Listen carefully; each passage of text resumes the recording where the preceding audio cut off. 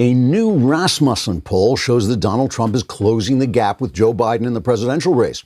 Democrats are furious, and they're warning Americans they will not end the violence and hysteria in the country until voters get their minds right and agree to mend their ways. Speaking to an audience of tiny figurines crafted completely out of spare Botox, Speaker of the House Nancy Pelosi said, quote, "Voters are going to have to take some responsibility for the chaos and terror we are causing because they refuse to abandon Trump. We've had 3 years of insanity over Russian collusion that didn't even happen. We had near riots over accusations against a Supreme Court nominee that were completely unsubstantiated, and we stopped the business of this country to hold an actual impeachment hearing over a meaningless remark and a phone call to Ukraine. We wouldn't have done any of these things if voters hadn't elected Donald Trump, so it's inconceivable they would even think of doing it again," unquote. Senate Minority Leader Chuck Schumer agreed, speaking from the center of a flaming pentacle while the spirits of the evil dead flew in circles around his head before moving off to vote by mail in the November election. Schumer told a crowd of goats with human faces, quote, "Just look at the violence in our cities. That is happening while Democrat mayors and governors stand by doing nothing. Do voters actually think we're going to bring that chaos to a halt if they go off and vote for Trump again? This irresponsible behavior on the part of voters had better stop. This is not what democracy looks like. It looks like a mob of mass thugs assaulting police officers and defacing property," unquote. Joe Biden also chimed in a statement slipped under his basement door that read, quote, "Can anyone remember the name of that TV show about the small town sheriff and his son Opie? I always loved that program. Let me know when I'm president," unquote. Trigger warning. I'm Andrew Klavan, and this is The Andrew Klavan Show. I feel hunky-dunky, life is tickety-boo. Birds are winging, also singing hunky-dunky-doo. Ship-shaped ipsy-topsy, the world is zippity-zing. It's a wonderful day, hurrah, hooray! It makes me want to sing. Oh, hurrah, hooray! Oh, hooray, hurrah!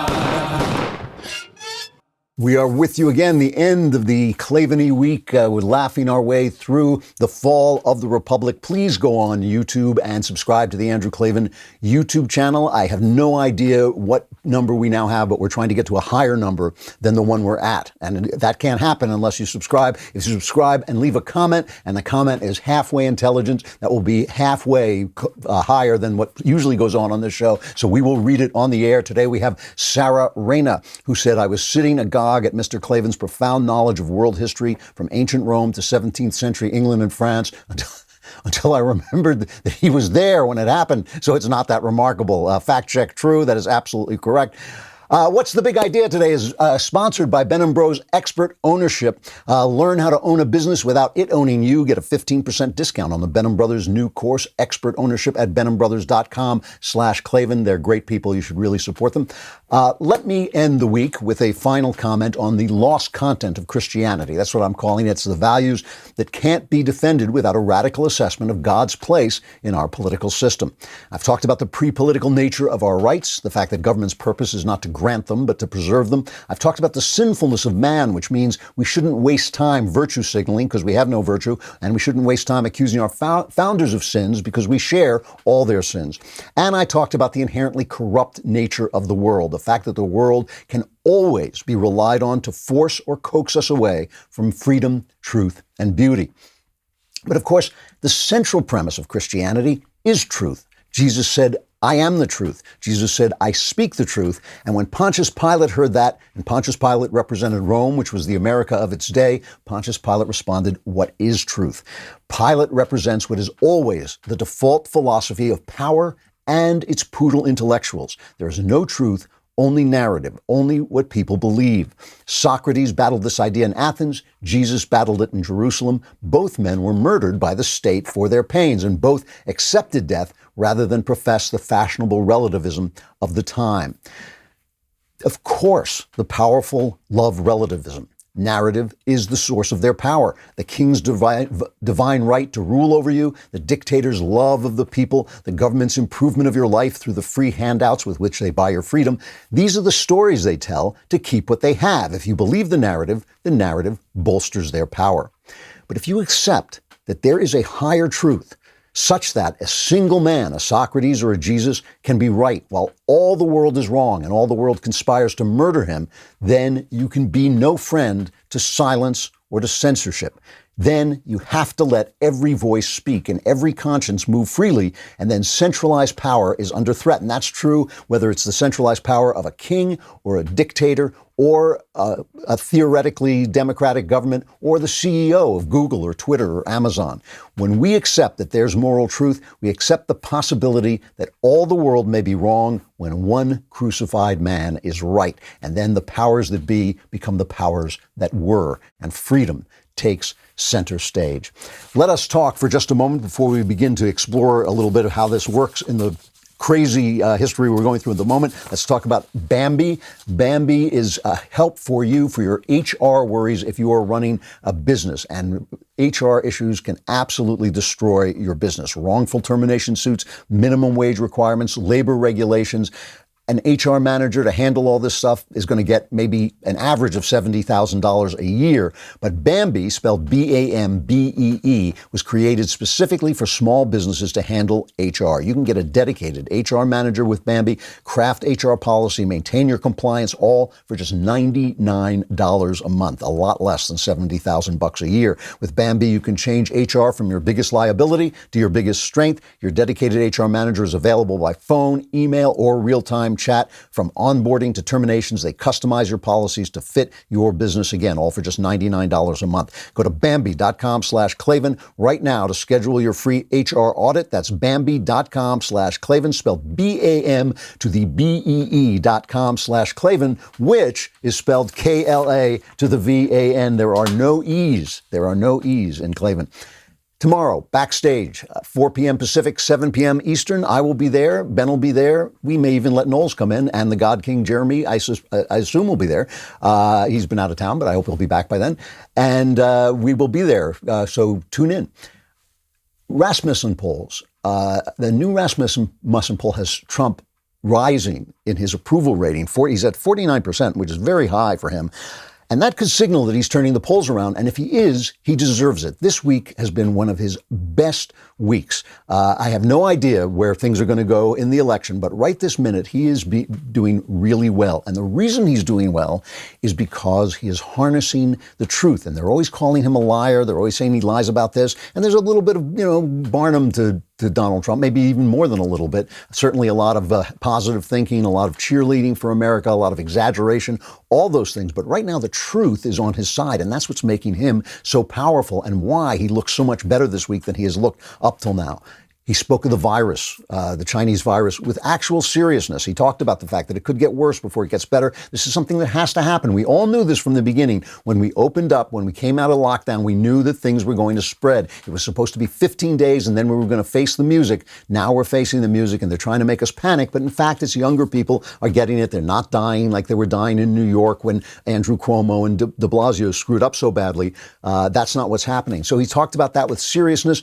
He ordered the shutdown of the Chinese consulate in Houston. We'll talk about that, which obviously was just a spy operation going on. He ordered the new federal intervention to stop the violence in the cities. We'll talk about that too.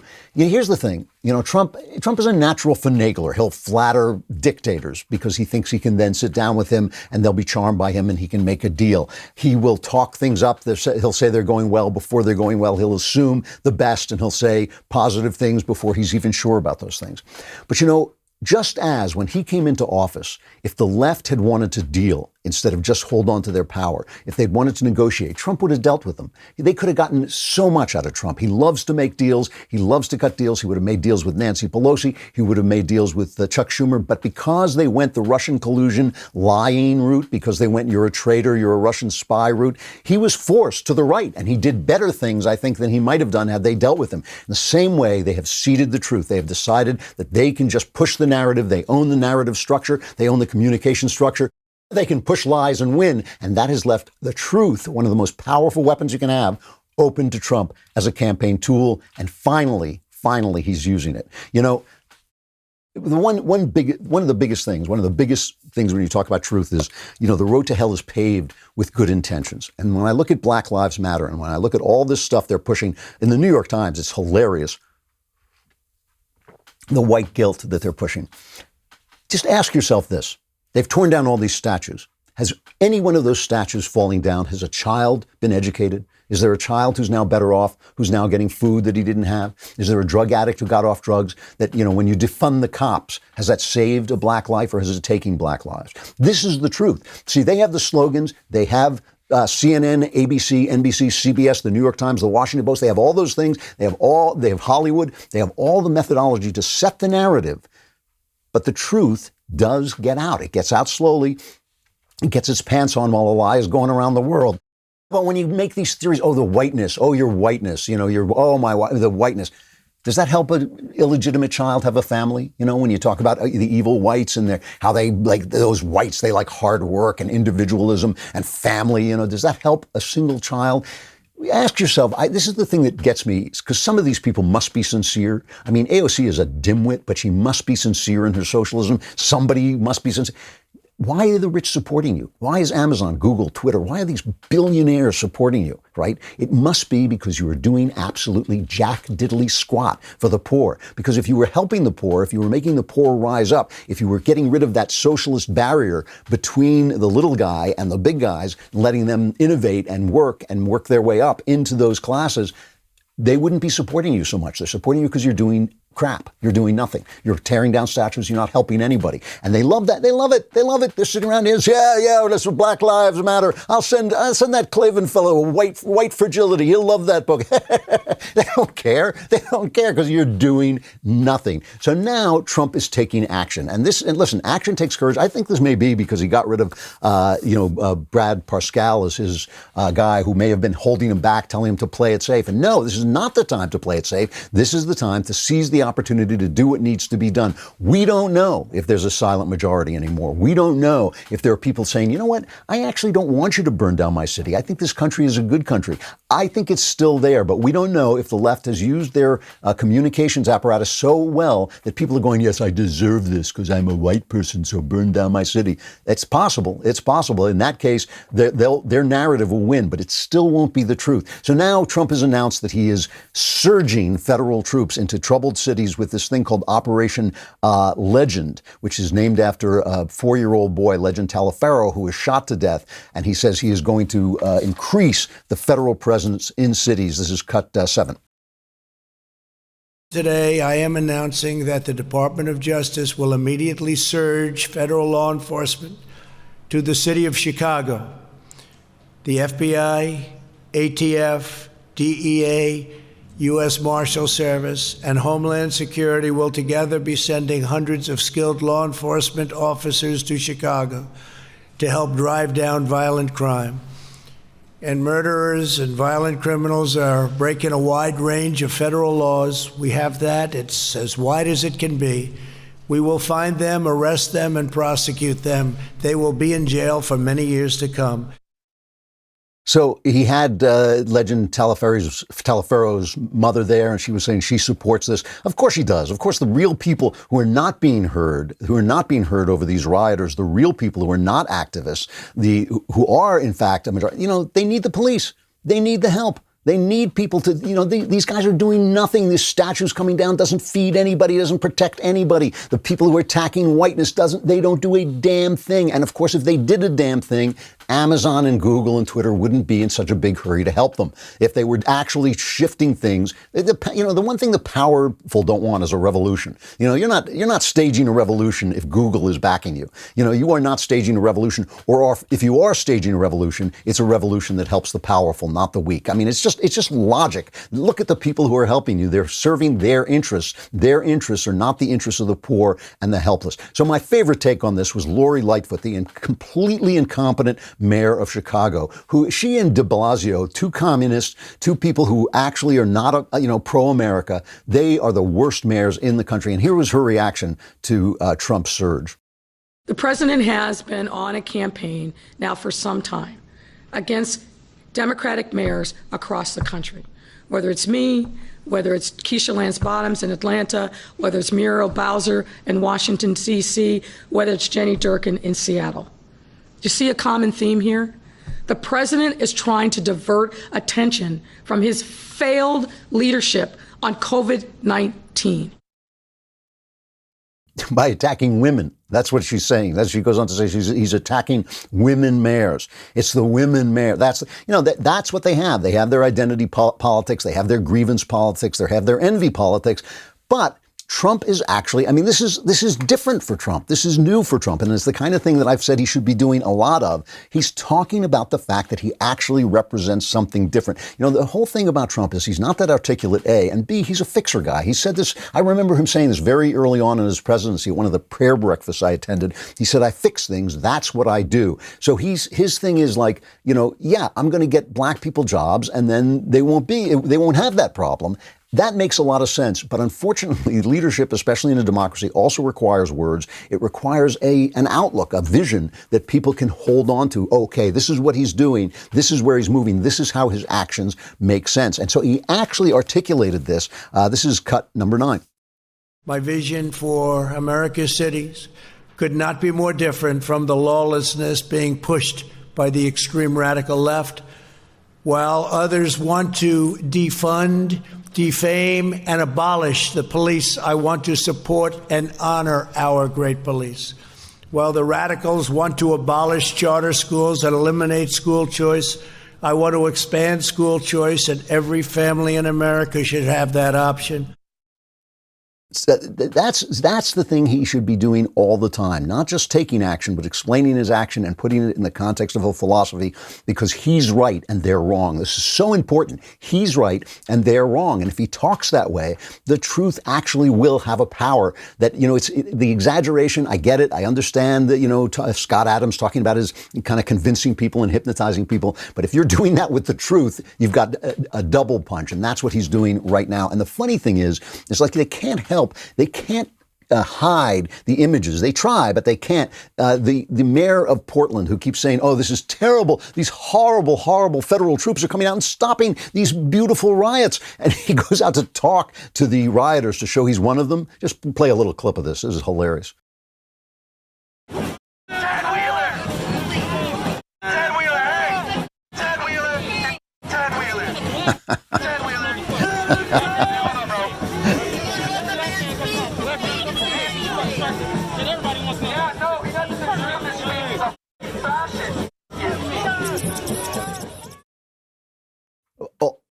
All those little blips you heard, you can guess what word that was. F. Ted Wheeler. They hate him. They call him a fascist. They say he's no right to, these guys are not in favor of Ted Wheeler. They'd carry him off and throw him into the sea if they could. And the fact that he's out there, and then he complained because he got caught up in the riot and he got tear gas, and he's complaining about it. But if you don't think Trump has the upper hand, a lot of people, a lot of smart people on the right are saying, no, he should let these cities burn. Let these cities burn. That's not right. That is not right. You have to be seen to be taking action. You're the president of the United States. And the same thing was true with the Chinese flu. I was really glad he let federalism work, but he should have just been emphasizing, which he's now doing, the action he's taking to help people with the flu. That's what you got to do. That's leadership. And he's doing it now. And if you don't think this works, consider this. After, I don't know what it is, 56 days of riots, finally the Portland police declared it was a riot.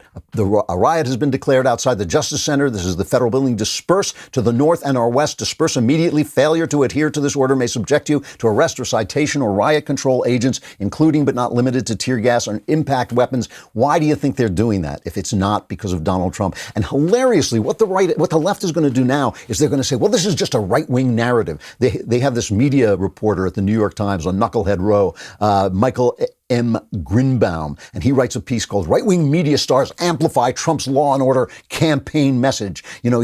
He says right-wing outlets and conservative media stars have seized on the weeks-long protests in Portland as a rallying cry for law and order, instructing their followers to fear for their safety and blaming Democratic leaders for failing to restore peace. And my favorite line in there is he says, in fact, the scenes broadcast by channels like Fox News and One America News send a misleading portrait of the city where daily life has been relatively calm outside of a small area downtown. Rioters have no right to a small area downtown. They have no right to one square of sidewalk. None. Rioters have no right to anything. Lawlessness has no right anywhere. It's not democracy. It's fascism. And the right is right. It's not narrative. We've got the truth on our side, and that's a very powerful thing.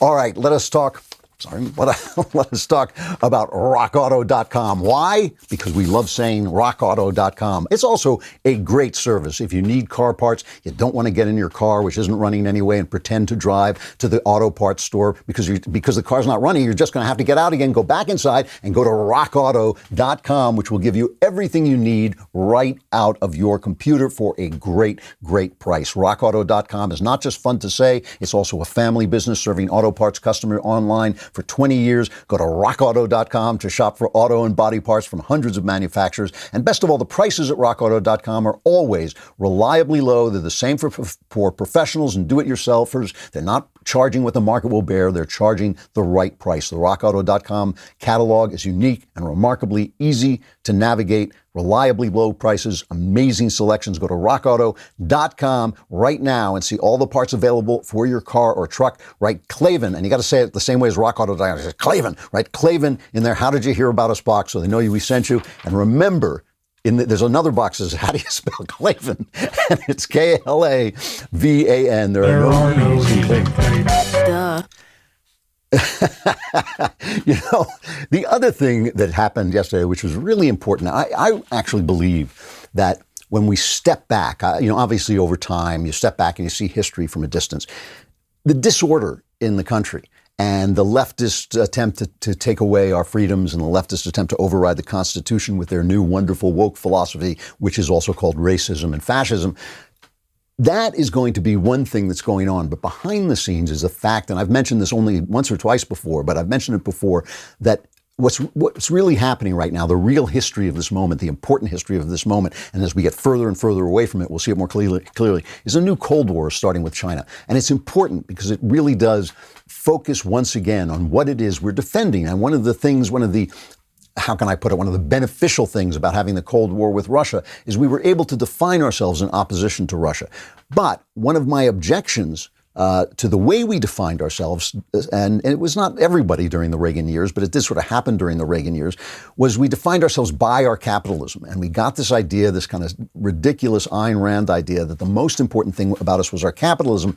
Instead of capitalism being a way that we could thrive, that people could thrive while living in our system of values. One part of our system of values is freedom, individual enterprise, rewards. As people say social justice. Whenever you put a word in front of an important word like justice, whenever you put a modifier in front of an important word like justice, it really means not. Social justice means not justice. Justice is when people get what they deserve. It's not when everybody gets the same thing. It's when they get what they deserve. And so capitalism does help people get what they deserve. But capitalism, as I keep saying, cannot exist without those values that made this country great. I know it's a cliche, but it's absolutely true. So yesterday, what happened was that the U.S. ordered China to shut its consulate in Houston. Officials accused it and other Chinese diplomatic missions of economic espionage and visa fraud. It's an unprecedented escalation in a rapidly deteriorating relationship with China, according to the Wall Street Journal. And the U.S. State Department is preparing for Beijing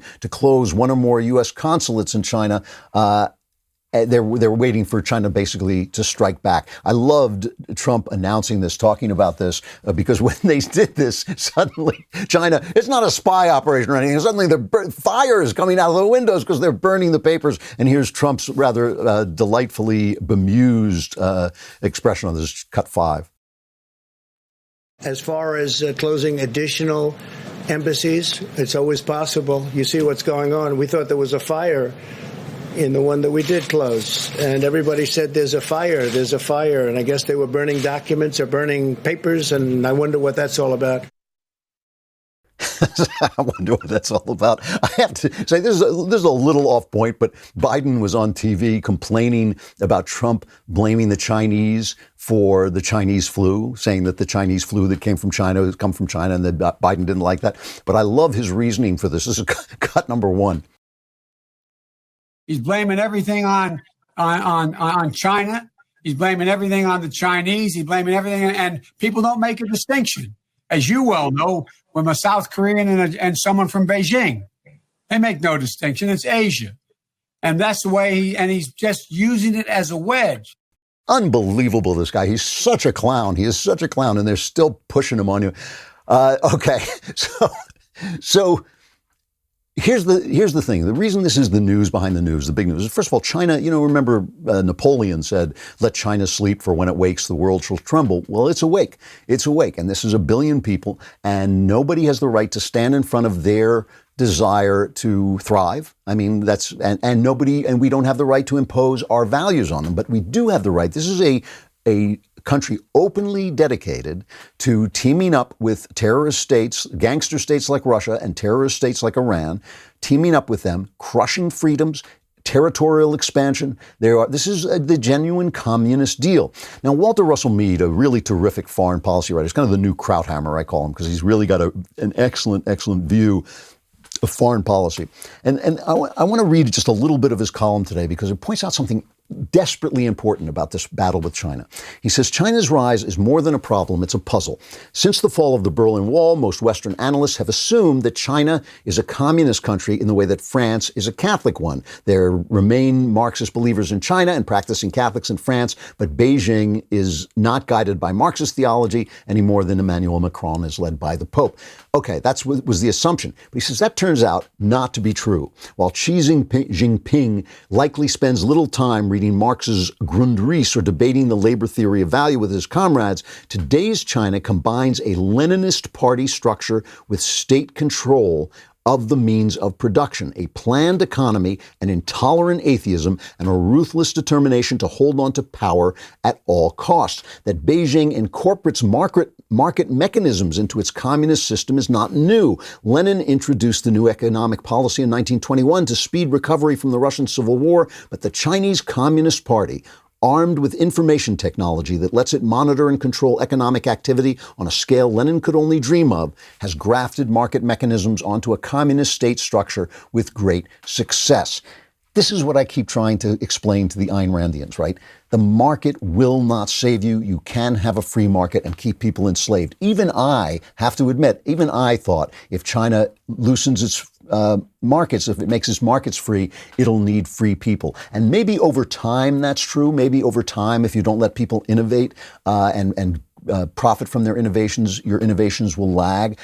But really, so far, they have been very, very capable of imposing, you call it communism, it's a fascism, totalitarianism, authoritarianism, on a free market economy. And that is very dangerous. The free market will not save you without your values. This is really a big deal. This is the thing that no system saves you if your values aren't in place, and your values have to be God-given rights, the sinfulness of man and society, understanding that the world is not the truth. The world is not going to support truth and beauty and good values. It's going to support profit and power. That is what the world is here to do. It's to amplify profit and power. And that's why, that is why Jesus said you can't serve God and mammon. It's not that money is bad. Look, I've been around the arts all my life, right? I've been a novelist. I've been in the movie business. And the one thing I've seen is that every artist starts out trying to do something. Most artists start out trying to do something true and beautiful. But after a while, they think, wow, there's a lot of money to be made writing the next Marvel Comics thing. There's a lot of money to be made writing garbage. There's a lot of money to be made by serving this producer or that producer, doing what everybody likes instead of telling the truth. And they follow that path. They've got to feed their families. They want to do the thing. And ultimately, they tell themselves, well, I'm going to feed my family, but they never go back. They never return to doing the true thing. It's not that money is bad. I've made good money in my life doing what I've done, but I've always written what I thought was the best thing I could do at that moment. Always. I've always tried to write into the meaning of my work. And when you live into meaning, this is the idea of truth, that when you live into the truth of the world, when you live into the beauty of the world, when you live into God, into your God self, let's say, you don't follow money. You don't follow money. You hope the money comes. You hope that you do good work that people like because you're not working for yourself, but you don't follow the money. You sometimes say, you know what, I'm going to take less money to tell the truth. I'm going to take less money to be a little less popular, maybe even a lot less popular, to tell the truth, to serve the thing that a word does, which is conveys the truth. And this is the thing. Repression has been going on in China forever, but now it is crossed with capitalism, and it is doing real damage and making them extremely, extremely powerful. And I just want to remind you, by the way, that thing I played before about Biden and China wasn't totally fair because it was about the flu. But here's something that Biden did say on China. Let's cut 20. China is going to eat our lunch? Come on, man. They can't even figure out how to deal with the fact that they have this great division between the China Sea and the mountains in the west. They can't figure out how they're going to deal with the corruption that exists within the system. I mean, they're not bad folks, but guess what? They're not they're competition for us. That's your next president, ladies and gentlemen. I mean, the guy's a moron. And not only that, just to put it politely, but not only that, Trump has been hitting this for decades. He has been hitting this subject about China. He's been hitting it for a long time. It's something that actually comes from him, and he's right. And the thing that Trump has on his side now is the truth. Because he is aligned with the right, because the left is using narrative instead of truth, because the left is relying on gaslighting instead of honesty, Trump has a big, big opening here, and I hope he drives the orange man truck right through it.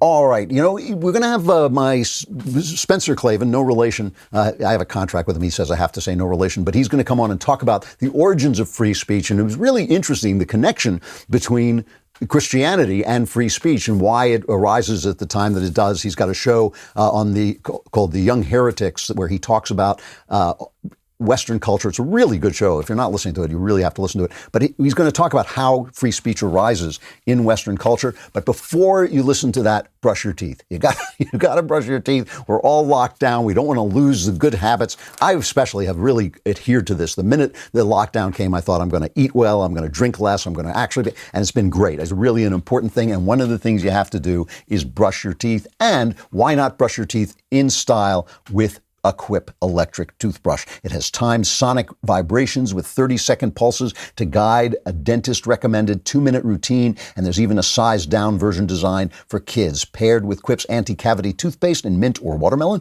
you get all the ingredients teeth actually need and none that they don't. And Quip also has an eco-friendly refillable floss with a dispenser you keep for life. Quip brush head, toothpaste, and floss refills are automatically delivered on a dentist-recommended schedule every 3 months for just $5 each. A friendly reminder when it's time for a refresh, and stay committed to your oral health, and shipping is free. And these things look nice, too, and they're easy to carry around. They're not great big cannons of machines. If you go to getquip.com/Klavan right now, you'll get your first refill free. That's your first refill free at getquip.com/Klavan, spelled get QUIP.com/Klavan. Quip, the good habits company. Anybody can spell Quip. Anybody. The real test of a man or a woman, in fact, is how do you spell Klavan? You must know how to spell Klavan with your teeth showing. Klavan. There are no easy things. Get Ben Shapiro's new book. I haven't read it yet, but I was on that All Access thing, and people who have read it are just telling me it's absolutely terrific. How to Destroy America in 3 Easy Steps. The book covers 2 fundamentally different visions of America that are now on the table. One vision is unifying and finds our unity and shared philosophy. The other is what Ben calls the disintegrationists, looking to build a whole new world order after they have destroyed America. How to Destroy America in 3 Easy Steps details how this alternate worldview has gained so much cultural ground so quickly, and it offers a penetrating view of our culture at this point in our history. You can pick it up at Amazon or at Barnes & Noble now.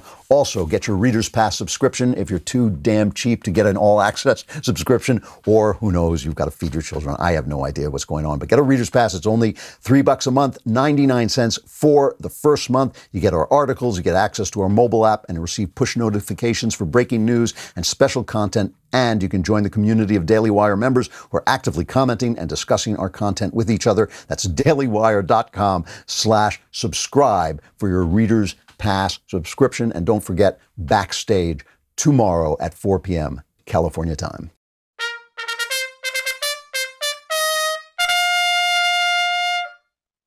I should say that Spencer is the assistant editor of the excellent Claremont Review of Books, possibly my favorite magazine, and The American Mind. And his podcast is Young Heretics, which you can get at youngheretics.com or anywhere that podcasts are sold. How you doing? Hey, it's great to see you. I'm doing great. You're out here telling people that they should follow the truth and not the money. I don't know how you expect me to support you in the manner in which you've become. I didn't mean you. I didn't mean you. You just to get the damn money. That's what taught me, and I was a little confused listening to your show before I came on. So I've been talking all the show about the relationship between Christianity and the truth, the idea of Jesus standing for the truth while the Romans kind of say, what is truth? But also, once you have an idea that there is such a thing as truth that one man can have while all the world is wrong, you really start to get into the idea of free speech. And you have a podcast coming up, right? It's coming up next week. It's not quite out yet. On Milton, John Milton, one of my favorite poets, and a poet who is much ignored now, the great author of Paradise Lost, the great English epic poem on the fall of man. How did he become one of the big founders of basically the free speech movement? Yeah, I started sort of getting interested in this period of English history because of the whole cancel culture thing, right? This phenomenon that's in the news where people are being shouted down, they're being hounded in many cases out of their jobs, or forced to publicly apologize. I mean, people know all about this. They don't need me to go through sort of the threats to free speech that we're facing right now. And I sort of thought, as you said, Milton kind of gets neglected, but his Areopagitica, which was a pamphlet that he wrote in the 1640s, is really one of the foundational texts of why we even think speech should be free at all. It arose out of an extremely turbulent period in English history, the First and Second Civil War. Again, something people don't talk about a lot, that England had a civil war. They deposed and eventually executed their king, Charles. And Milton was an active participant in a lot of that. He was on the side, basically, of Parliament, and Parliament essentially at this point was becoming Puritan. So England was Protestant. They'd had sort of battles over this and bloody fights over whether they were going to be Protestant or Catholic. Essentially, they had become Protestant, but Parliament was concerned about a number of things, including they were concerned that the king was basically going to take away or was going to impose Catholicism on them. They had worries that he was imposing unjust taxation, and they ended up, as they had done in the past, the kind of gentry rose up against the king, and Milton was kind of on the side of, in all of this, he was on the side basically of localism. He wanted churches to be able to pick their own leaders, which was a big issue at the time, and he wanted people to be able to publish and say and think what they wanted. And this Areopagitica, which is a speech he made. Right. It's foundational. It's a foundational document. We almost never talk about it. I almost never hear people talk about this. First of all, what does that mean, Areopagitica? Oh, right. Yeah. So the Areopagus is a sort of rocky outcropping in Athens, in Greece, which was famous for, of course, Greece is famous for its democracy and for being sort of foundational to our ideas of liberty in the modern West. And Isocrates, who was another sort of neglected orator, an ancient orator, had written an Areopagitica, that he did not actually deliver. And Milton didn't deliver this speech either. It's kind of an imagined speech, but it's a reference back to that whole tradition, the Greek tradition of liberty and freedom. And some people also think it's referencing the St. Paul's address at the Areopagus as well. It's what you mentioned, that the kind of one man against the world. And Milton, the thing about Milton that people have to understand, I think, is that no man knew better the stakes of what he was up against. This was not a kind of flippant, like dash off a blog post, sort of, don't worry about the consequences sort of thing. Milton was eventually, he was put in jail because he defended the regicide. He defended the execution of the king. These were words that could easily have gotten him imprisoned or worse. And he was going up against his own guys. So the Parliament, when they had kind of taken control, and the Parliament whom he supported, published passed what's called the Licensing Act, which means basically that the government has to read everything before it's published and decide whether it gets to be published. And they set up this imperial council, as many of our cancel culture friends these days would love to do in their wildest dreams. They would love to kind of review everything for purity. And at one point, Milton says in this speech against the Licensing Act, he says, one thing you're going to do is you're going to make everything conform to the values of today. And you're even going to go back into old published works eventually and erase things that don't conform. So you'll never learn anything new. Nothing new will ever come of this. You'll never have any ideas that don't conform to your already preconceived value. It's literally a text about cancel culture. I mean, it obviously didn't use that. And the thing about And the thing about cancel culture then was that they didn't cancel you. They drew and quarter you, which was where they hanged you, cut you down alive, gutted you while you were alive, and then pulled you to pieces. And that happened to some of Milton's friends after the Restoration. I mean, he was actually hiding out to avoid that. So this is the real deal. So what's his argument? Why should people be, I mean, before this, or even after this, they put people in prison. All through the 1700s, during the Napoleonic War, they put people in prison in England for speech. What was his argument? So this is crucial, and you're absolutely right to bring up Christianity here, because the history of the Protestant Reformation is central to Milton's idea. The first thing he says, actually, to these parliamentarians who are, again, they're Protestants, they're Puritans, he says, the tradition that I am in is the tradition of Athens and the Areopagus and Rome at its height and the greatness of all the great civilizations of the West. And the tradition that you are in is the tradition of the Inquisition. And the church really started shutting down speech, he says, when Wycliffe and Zwinglius started to become, he says, terrible, meaning they started to get afraid that these Protestant, these reformers, these were precursors to the big Reformation, were going to get too powerful and were going to break up the unity of the church. And Milton acknowledges that that's concerning. He acknowledges that you can have the Catholic vision at the time of this one unified church with one doctrine. He recognizes that there's a lot that's appealing in that, but he says the problem with it is that you just you crush everything, including the truth, including sort of new ideas. And so for him, and he's appealing to people who agree with him about this. Basically, he basically says you can't have conformity of opinion without falsehood. And he ultimately calls it heresy. He says if you're forcing people to believe even something true, even if you're forcing people to believe Christianity, which is true, they are heretics because it's not actually their belief in their heart. He's very radical about that.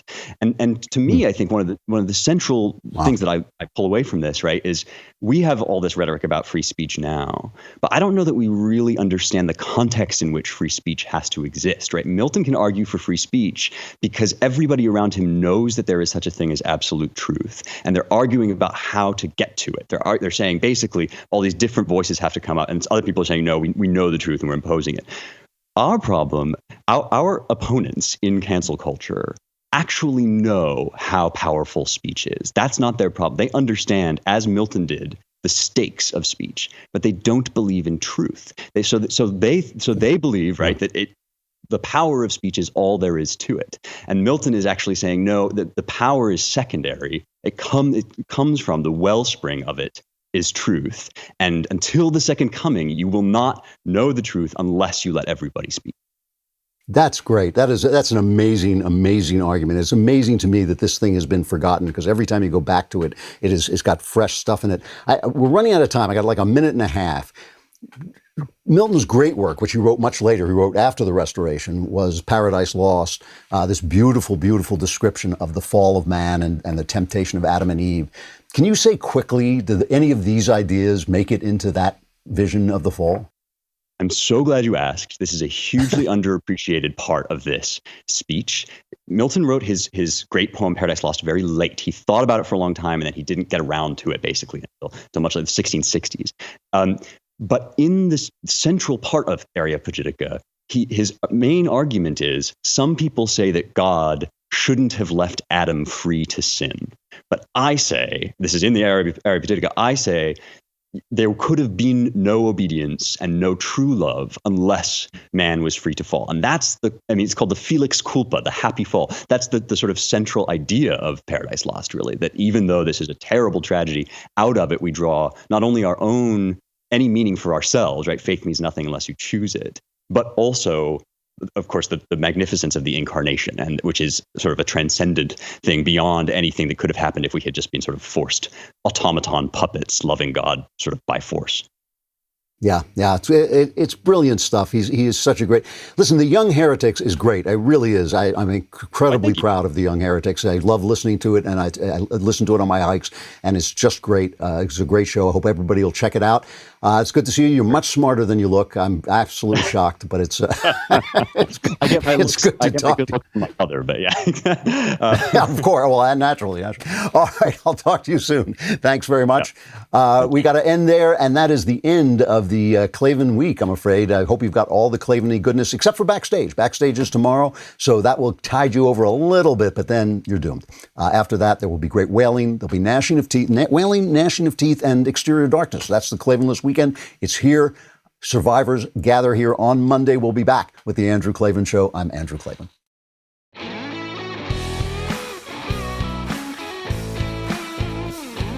The Andrew Klavan Show is produced by Robert Sterling. Executive producer, Jeremy Boring.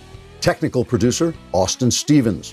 Our supervising producer is Mathis Glover. Assistant director is Pavel Wadowski. Edited by Adam Sayevitz. Audio mixed by Robin Fenderson. Hair and makeup, or head and makeup, by Nika Geneva. Animations are by Cynthia Angulo. Production assistants, McKenna Waters and Ryan Love. The Andrew Klavan Show is a Daily Wire production. Copyright Daily Wire 2020. Trump brings back the coronavirus briefings, Democrats defend China, and the MLB gets woke. Plus the mailbag. Check it out on The Michael Knowles Show.